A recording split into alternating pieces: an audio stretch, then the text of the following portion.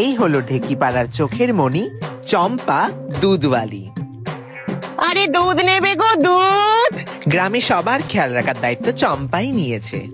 আর এই হলো গল্পের নায়ক রন সান্যাল, বদমেজাজি কাজ পাগল ছেলে। এই গার্বেজটাকে এখানে কে রেখেছে? My foot. ফেললো ফেললো ফেললো রে, আমার সব দুধ ফেলে দিল। এই আপনারা বড় লোক বলে কি আপনাদের কাছে গরিবদের কোনো দাম নেই? আমার সব দুধের দাম আপনাকেই দিতে হবে। কত টাকা চাই বলুন? টাকা দিয়ে মানুষ কিনতে যাবেন না।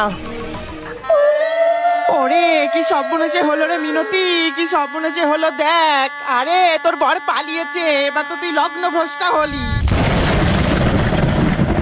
হায় রে, না না, লগ্ন ভ্রষ্ট হলে চলবে না। এই এই শহরে বাবু, এই তুমি বিয়ে করো, এই তুমি বিয়ে করো। হ্যাঁ হ্যাঁ, তুমিই বিয়ে করো। দেখুন, আমাদের বিয়ের সম্পর্কটা মাত্র 6 মাসের। এর থেকে বেশি আপনি কিছু এক্সপেক্ট করবেন না আমার থেকে।